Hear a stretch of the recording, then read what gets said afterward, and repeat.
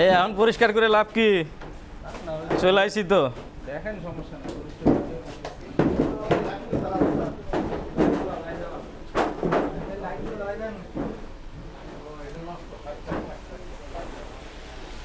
এই যে টেবিল টুবিলগুলো কি আপনারা মাসেও একবার হাত দেন না? প্রতিদিনই সাফ করা হয়। প্রতিদিন সাফ করলে চেহারা এরকম কেন?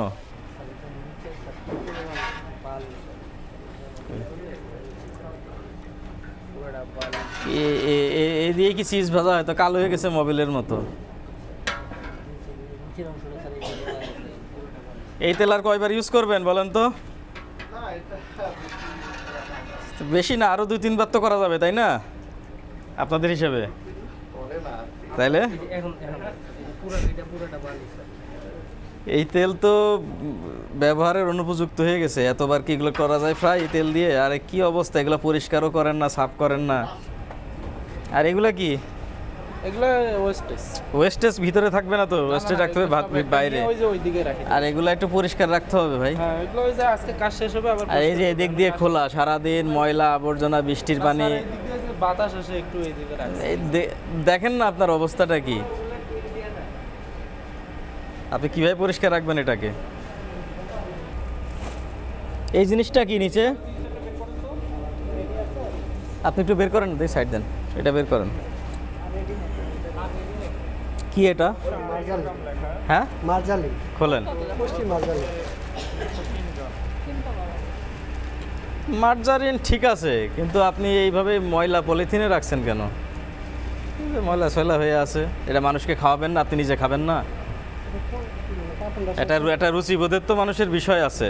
আবার ফ্লোরে ফেলায় রাখছেন আপনি কোনো কার্টুন ফাটুন ছাড়া। ওই বালতিতে কি টান দেন তো। এগুলা কি? চিনির এই অবস্থা কেন? একটু ঢেকে তো রাখতে পারেন জিনিসগুলা। তো চিনিতে এত ময়লা কেন? আচ্ছা ঠিক আছে, আর কি কি আছে দেখি। আপনার কাছে কি দেখতে চাইছি আমি, কালার ফ্লেভারগুলো দেখান। আচ্ছা দেখো তো কালার ফ্লেভার কার কাছে আছে। এই এদিকে আসেন তো একজন, এটা খোলেন তো। স্যার ফেনাক্স। হ্যাঁ, ফেনাক্স এটা শেষ, এটা নাই। খোলেন না ভাই, খুললে সমস্যা কি? জিনিসটা কি? এটা কি? এটা ফেনাক্স স্যার, এটা নাই। ফেনাক্স দিয়ে কি করে? এটা ওই যে পোস্টার মধ্যে দেয়। দিলে কি হয়? এটা এমনি ওই যে দেখে মেডিসিনের জন্য একটা। মেডিসিনের জন্য এই ডাক দেন কারিগরকে, মেন কারিগরকে। স্যাকারিন। হ্যাঁ, স্যাকারিন। স্যাকারিন। স্যাকারিনকে অনুমতি আছে দেওয়ার? আপনি তো কারিগর, বিএসটি মানদণ্ডে মাল বানাতে হলে স্যাকারিন পারমিটেড কিনা? স্যাকারিন তো এখন সব জায়গায় নিষেধ, তা আপনি কেন স্যাকারিন ইউজ করবেন? আপনার তো চিনিও আছে দেখলাম এখানে। চিনি আছে। স্যাকারিন কেন দিবেন আপনি? এটা রাখছেন তো অবশ্যই ব্যবহার হয়, দেখি তো বোঝা যাচ্ছে এটা ব্যবহার হয়। চামিচ কি এই অবস্থা কেন? এগুলা কি একটু ক্লিন করা যায় না? জি স্যার। তো এই অবস্থা কেন? আপনারা যদি এই চামিচ দিয়ে এখন খাইতে দিয়ে আপনি খাবেন বা কোনো করবেন, এটা খাবারের মধ্যে দিতে পারবেন এই চামিচ? বের করেন, চামিচটা বের করেন, রাখেন, এগুলো রাখেন, স্যাকারিন রাখেন। এই চামিচ আপনার ফুড ইন্ডাস্ট্রিতে এইরকম পরিবেশের এই চামিচ দিয়ে কারো রুচি হবে? আপনাকে যদি এই চামিচ দিয়ে এরকম কেউ খেতে দেয় আপনি খাবেন? এটা তো একদিনের না, আপনি গামিচের চেহারাটা দেখেন, এটা দীর্ঘদিন এভাবে ইউজ করতে করতে এই অবস্থা। আপনারা মানুষকে একটা খাবার খাওয়াবেন, সেটা যদি আপনি পরিষ্কার পরিচ্ছন্ন না খাওয়ান, আপনি নিজে যেটা খাবেন না সেটা আরেকজনকে কেন খাওয়াবেন আপনি? এটার মধ্যে কি বের করেন? হ্যাঁ, খোলেন না, একটু দেখি না, চেহারা দেখি। এটা আর এটাতে কি ছিল? এটা কি? দুধ? হ্যাঁ, কিসের দুধ এটা? এটা কিসের দুধ আমারে বুঝান। হ্যাঁ, কি হয়ে?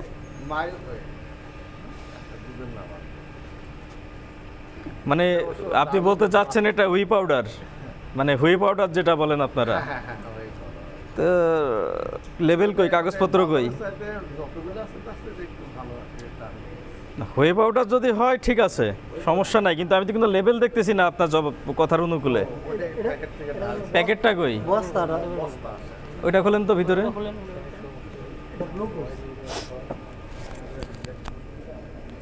ও ডেক্সট্রোজ মনোহাইড্রেট, হ্যাঁ ঠিক আছে। তো ঠিক আছে, গ্লুকোজ ঠিক আছে, সমস্যা নাই। তাই আপনার চিনি আছে, গ্লুকোজ আছে, স্যাকারিন কেন? ইদারিং ব্যবহার করা না ইদানিং না, আপনার এখানে যেহেতু পাইছি, এটা আমি ধরে নেব আপনি আজকে ইউজ করছেন। মানে এটা আগে যে মাঝখানে একবার চিনির দাম বাড়ছিল তো, মানে চিনির দাম তো এটা চিনির পরিবর্তে না, চিনির দাম কম হলেও আপনারা এটারে ইউজ করেন আর কি।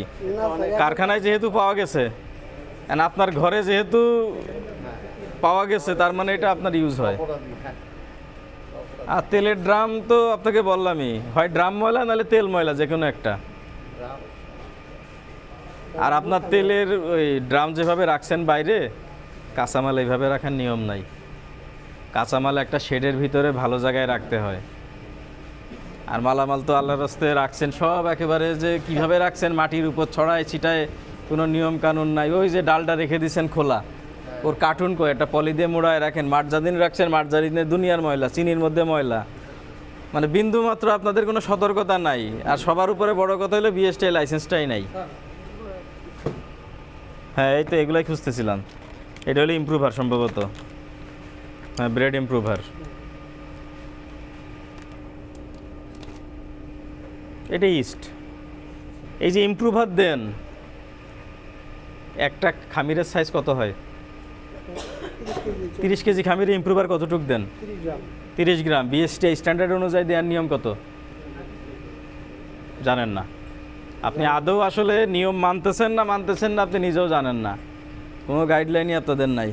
এখানে হচ্ছে আপনার প্রতিষ্ঠানের নাম হচ্ছে মুঘল ফুডস, 283 কায়কোবাদ, দক্ষিণখান, উত্তরা, ঢাকা। এখানে আমরা যেটা দেখলাম আপনার এই প্রতিষ্ঠানে আপনি বেশ কিছু প্রোডাক্ট এখানে তৈরি করছেন। হ্যাঁ, ড্রাই কেক, তারপরে বিভিন্ন ধরনের বিস্কিট আইটেম, টোস্ট পেয়েছি আমরা, তারপর চানাচুর পেয়েছি, চিপস পেয়েছি, ঠিক আছে, এবং ক্রিম রোল, হ্যাঁ ওটাও আমরা দেখলাম আপনি তৈরি করছেন।